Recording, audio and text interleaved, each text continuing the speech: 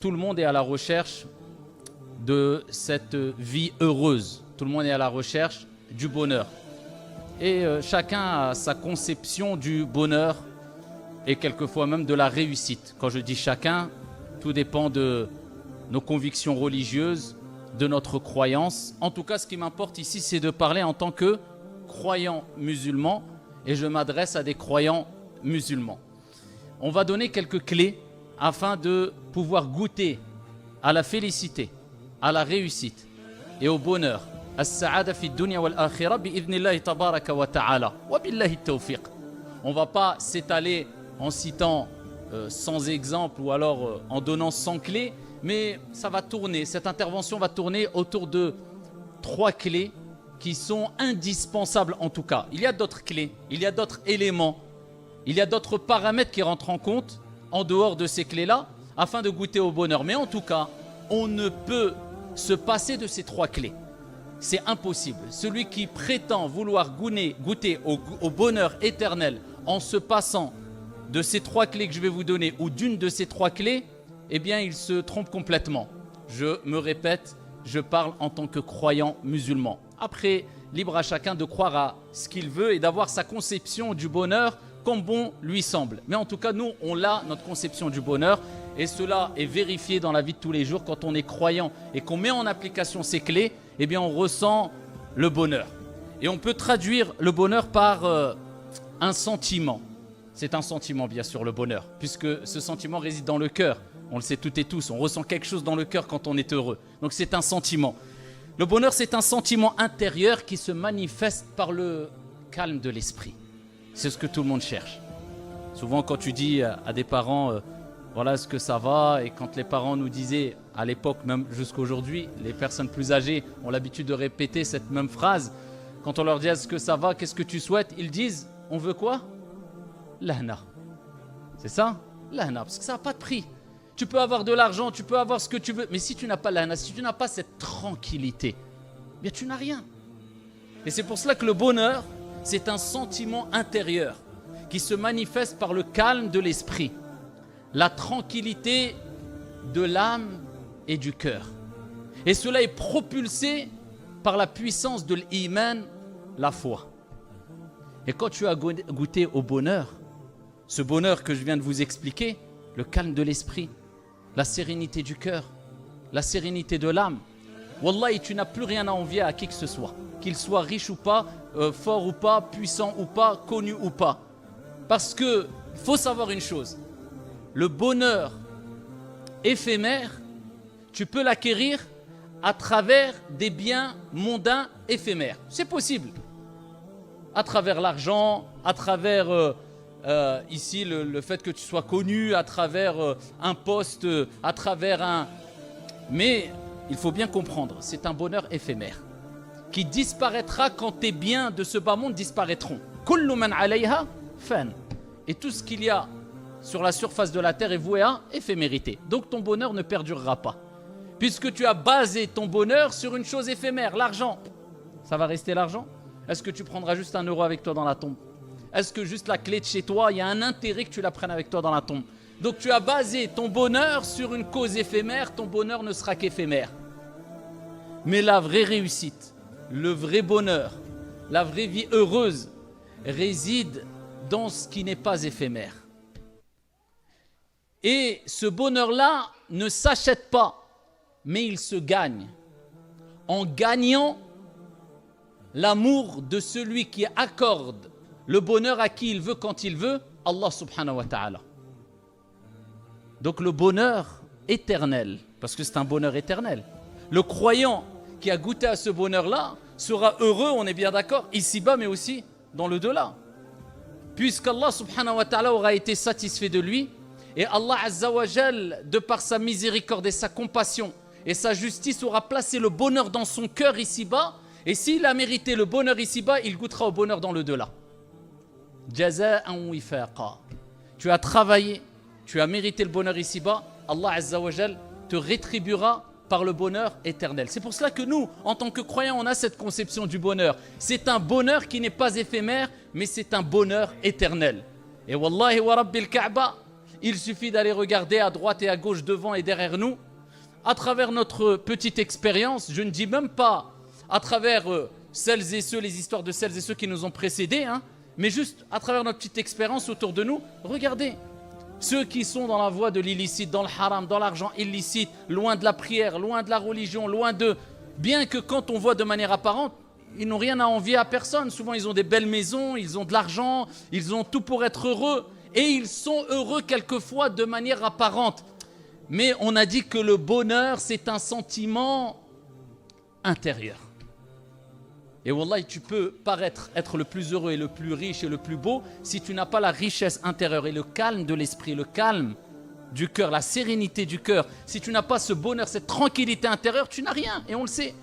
Et ô combien de riches se sont suicidés, puisqu'ils se sont dit, j'ai de quoi assouvir mes besoins, mes envies. Je peux acheter ce que je veux pour être heureux.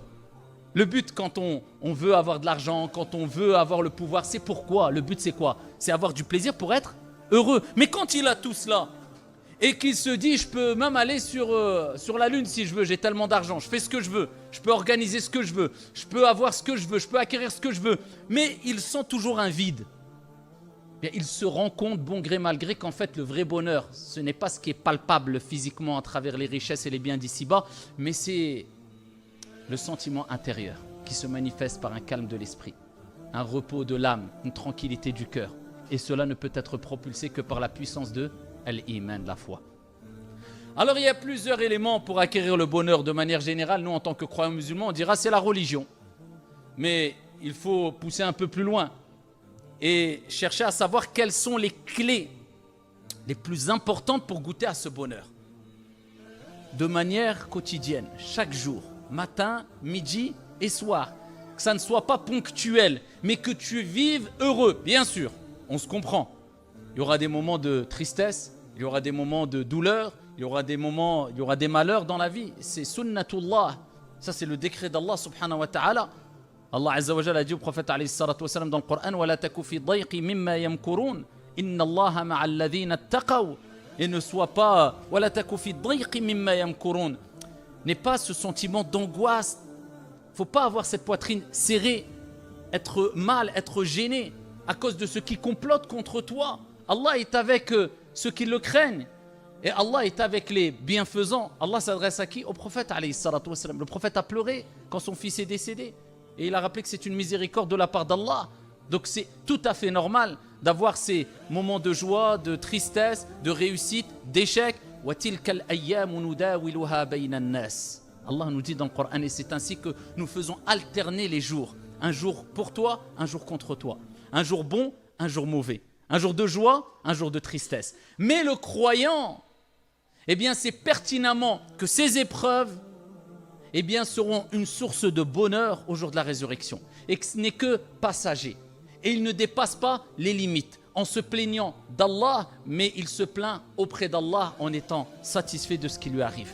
Et il sait pertinemment que toute épreuve qui le touche, eh bien c'est une expiation des péchés et c'est une purification pour lui ici-bas et dans le delà, et sûrement qu'Allah subhanahu wa ta'ala lui a évité pire. Parce qu'Allah subhanahu wa ta'ala, de par sa miséricorde, eh bien il n'accorde pas, il ne donne pas à une âme une charge au-dessus de sa capacité. La yukallifullahu nafsan illa wus'aha. Tout ce que tu vis, tu peux le supporter et tu peux le surmonter. Il faut simplement t'en remettre à Allah subhanahu wa ta'ala et savoir qu'Allah azza wa jal n'abandonne jamais ses serviteurs qui disent La ilaha illallah Muhammadur Rasulullah. Parmi les clés du bonheur, et on va les citer par ordre de priorité, il y a 3 clés. On entend souvent parler, mais est-ce qu'on les a bien saisies? Je ne vais pas m'attarder des heures, mais simplement, il est important de comprendre l'importance et la valeur de ces clés-là. Il y a ad-du'a.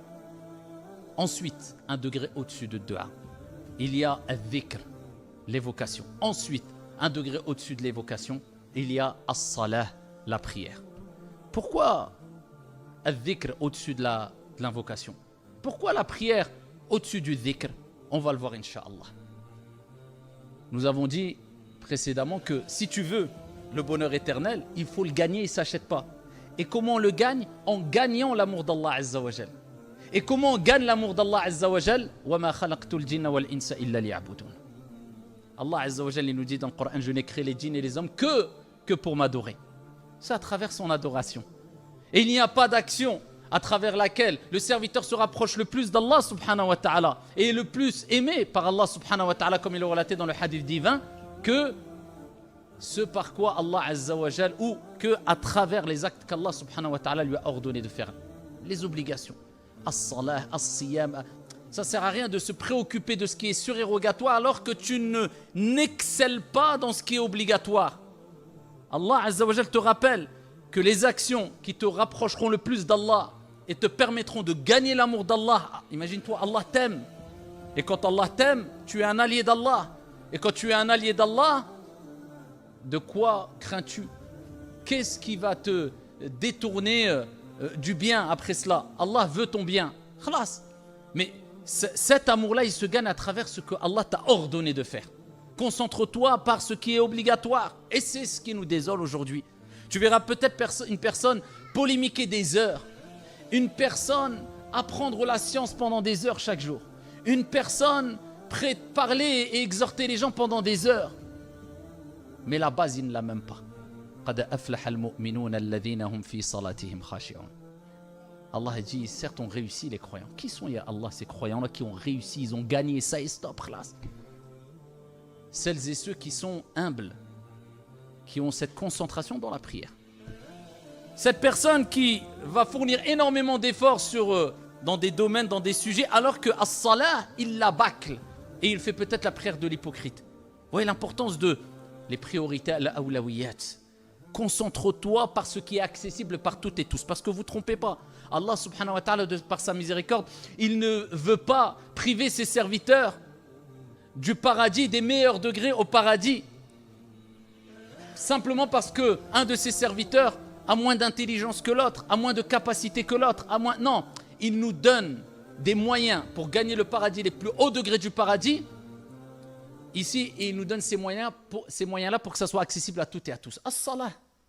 Donc quelqu'un qui prie avec concentration, alors en respectant la prière, qui vit avec la prière, wallah, il est meilleur auprès d'Allah Azza wa Jal que celui qui exhorte toute la journée je ne sais combien de personnes alors qu'il bâcle sa prière à côté. Donc vous voyez, c'est pas tout dans le paraître, mais tout est dans le paraître auprès d'Allah Azza wa Jal. Quand tu es en intimité avec Allah, comment tu pries? Quand personne te voit, quelle est ton intention quand tu donnes l'aumône?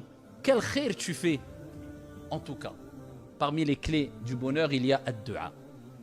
Ad-du'a, pourquoi ad-du'a? Parce que c'est une ibada. Et Allah nous a créés pour l'adorer. Et Allah subhanahu wa ta'ala et son prophète alayhi salatu wassalam ont rappelé que ad-du'a huwa al-ibada. Comme le prophète alayhi salatu wassalam l'a dit, ad-du'a huwa al-ibada. Allah nous a créés pour l'adorer, mais il nous rappelle que l'adoration même, c'est ad-du'a. Parce que tu concrétises le tawhid, l'unicité d'Allah, ce pourquoi Allah nous a créés à travers le dua. Tu ne demandes pas à Foulan, mais tu demandes à Allah. Tu espères pas de Foulan, mais tu espères d'Allah. Tu attends la réponse, non pas de Foulan, mais d'Allah. Tu places ta confiance en Allah Azza wa Jal et pas à Foulan et la akhiri.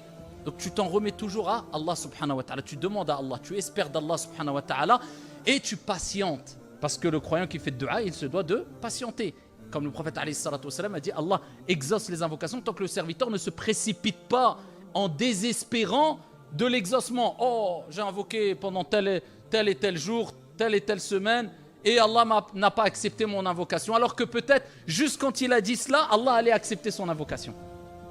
C'est pour ça qu'Omar ibn al-Khattab et d'autres compagnons disaient, nous, on ne se préoccupe pas de quand et comment la dua va être exaucée, mais comment invoquer Allah subhanahu wa ta'ala.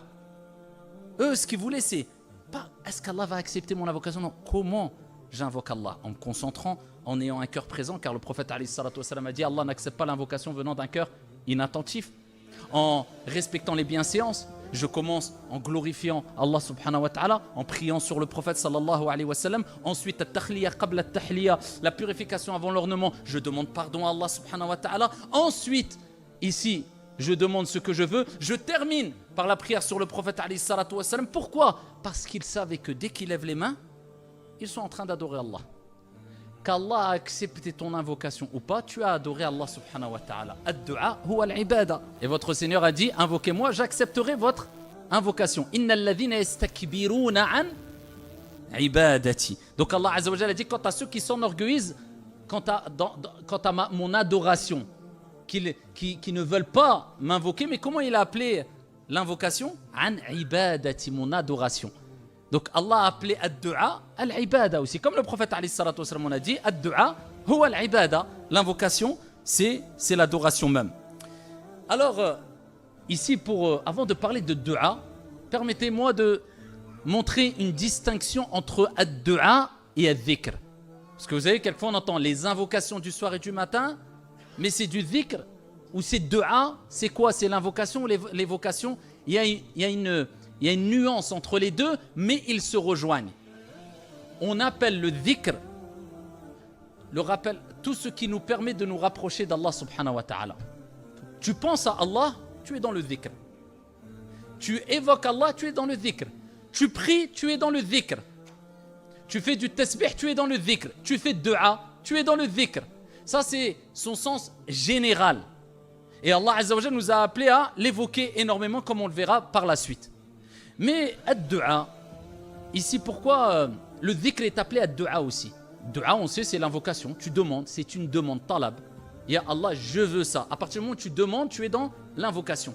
Et le dhikr, c'est l'évocation. Mais le dhikr est appelé aussi invocation. Pourquoi? Dans des hadiths, le prophète alayhi salatu wa salam, par exemple, quand il parle du jour de Arafat, il dit la meilleure des du'a, c'est du'a le jour de Arafat.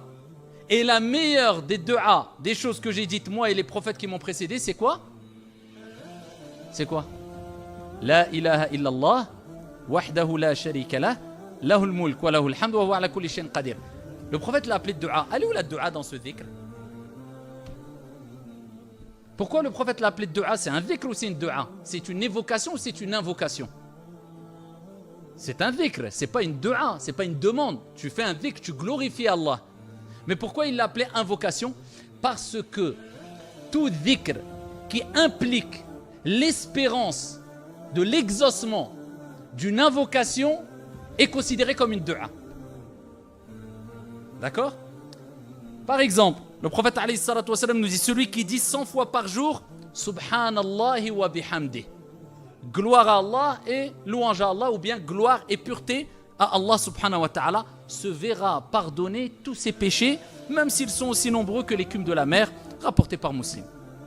Donc toi, quand tu fais de dua en général, tu demandes quoi à Allah? Qu'Allah pardonne tes péchés. Mais quand tu as entendu ce hadith-là, tu vas faire du dhikr ou tu vas faire une dua? Tu vas faire du dhikr, tu vas glorifier Allah, on est d'accord? Tu vas dire Subhanallahi wa bihamdi. Elle est où la demande? Il n'y a pas de demande là directe. Mais tu fais ce dhikr 100 fois parce que tu espères quoi? Le pardon d'Allah subhanahu wa ta'ala. Donc à travers ce dhikr, c'est comme si tu demandais à Allah de te pardonner. Voilà pourquoi le dhikr est appelé aussi ad-du'a. Tout dhikr qui implique l'exaucement d'une demande ou d'une espérance quelconque est quelque part aussi une du'a. Voilà pourquoi le prophète alayhi salatu wa salam, quand il parle de dhikr dans certains hadiths, il le nomme ad-du'a. Et voilà pourquoi il n'y a pas de mal d'appeler du dhikr ad-du'a. Et c'est pour ça qu'on dit les invocations du soir et du matin, alors que la plupart ce n'est pas des demandes, mais ici c'est du dhikr, c'est de l'évocation, c'est de la glorification. Nous glorifions Allah subhanahu wa ta'ala. Donc ici quand on parle de la du'a, on sait très bien que le bonheur même éphémère, il se gagne à travers la demande. Je veux de l'argent, je veux un travail, je veux ceci, cela, et pour cela tu dois avoir un contact avec les gens et tu dois leur demander. Tu dois ici présenter ta candidature, tu dois espérer quelque chose, une réponse des gens, etc. Ça c'est pour le bonheur qui existe soit, mais qui est éphémère. Donc a fortiori, si tu souhaites le bonheur éternel, il faut demander à celui qui est en capacité de te donner ce bonheur éternel. Donc il faut le demander à Allah, donc ça passe par la demande, c'est logique. Toute chose que tu veux acquérir passe par une demande quelconque.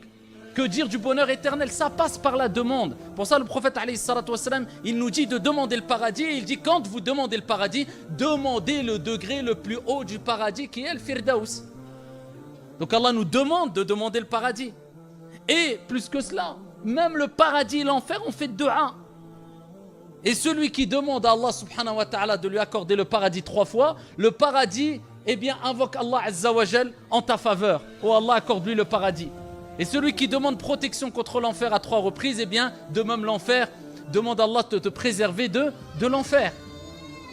Donc, on voit l'importance de, ici, ad-du'a.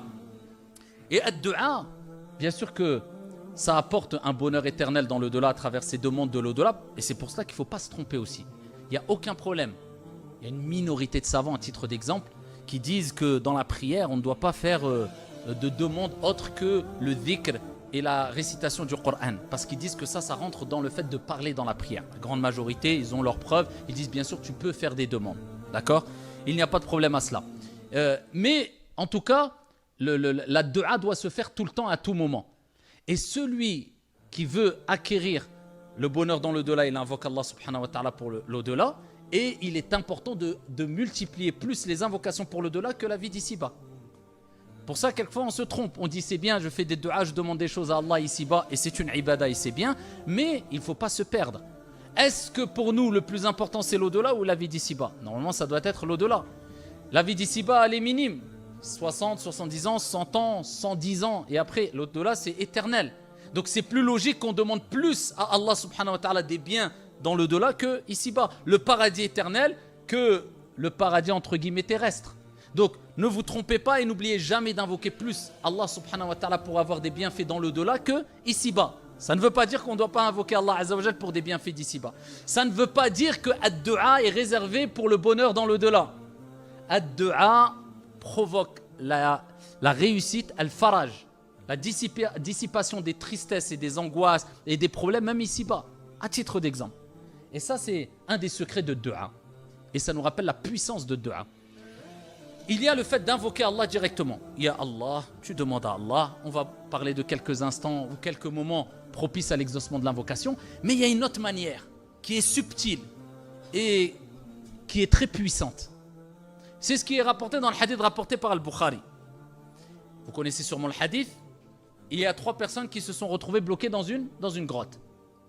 Et imaginez-vous, retrouvées dans une grotte, au loin, dans une plaine ou je ne sais où, personne à droite, à gauche, pas de téléphone à l'époque, rien. Comment ils vont faire?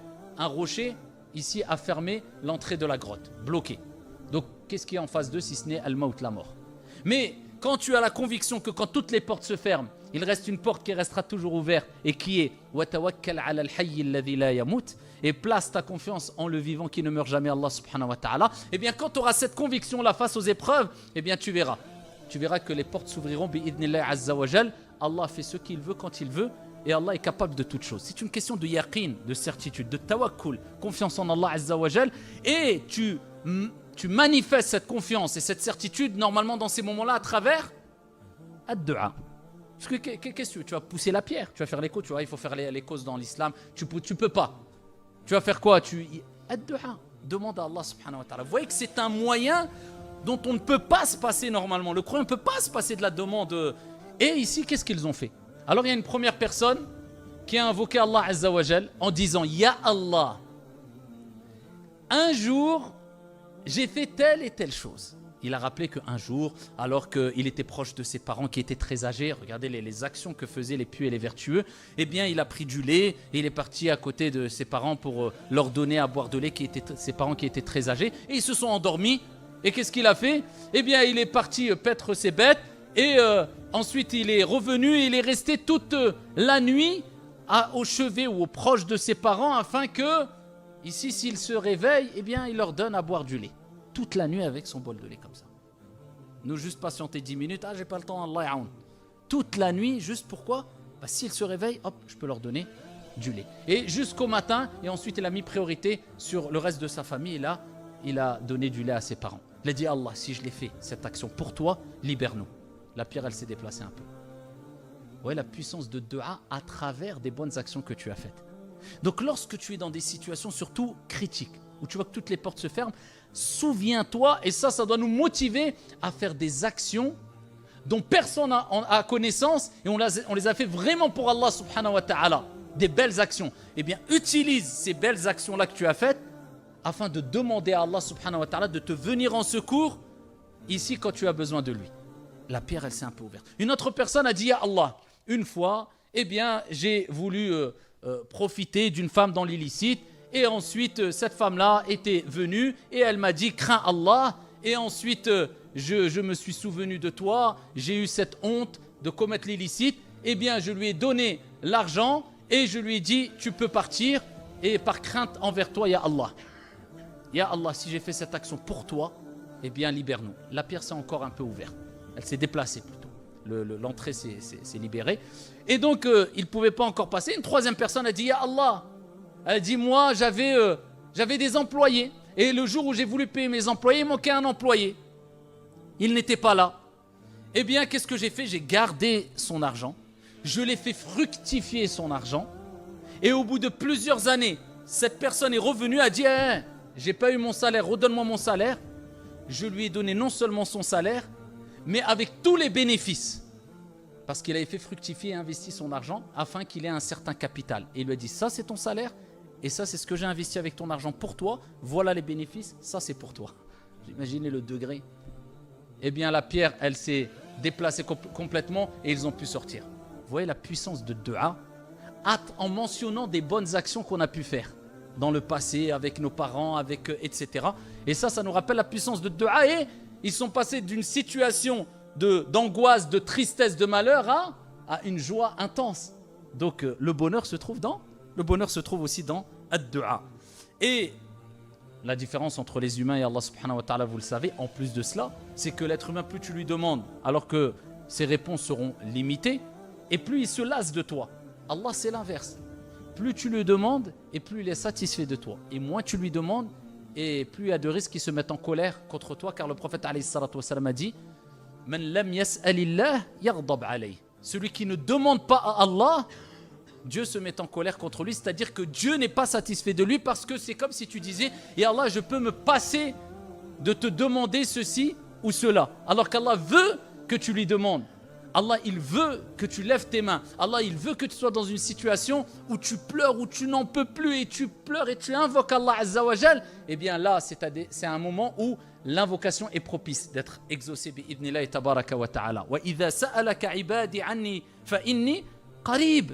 Ujibu da'wat ad-da'i idha da'an. Allah, il dit, quand mon serviteur t'interroge sur moi, il n'a pas dit dis-leur que. Il répond directement à Allah, je suis tout proche. J'accepte. Je réponds à l'invocation de celui qui me demande. Allah, il accepte les invocations. Mais pourquoi alors vous allez me dire, oui, mais j'invoque, j'ai toujours pas de résultat. Tu penses qu'il n'y a pas de résultat, mais peut-être qu'il y a eu de grands résultats.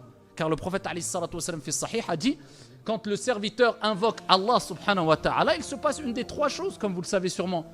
Soit l'invocation est acceptée, soit la deuxième des choses, il devait arriver un malheur, et par la cause de ta dua, Allah Azza wa Jal a écarté le malheur de ton chemin. Il ne t'a pas donné ce que tu voulais, mais cette dua-là a fait que Allah a repoussé le malheur qui devait t'arriver. Ou soit le troisième cas, Allah subhanahu wa ta'ala te laisse la récompense ou les fruits de la dua pour le delà. Et des gens diront, ya Allah, comment ça se fait que j'ai acquis tout cela en bonne action? Il dit, tu te rappelles telle chose, tu l'avais demandé, je l'ai donné? Je dis, non, ya Allah. Et telle chose,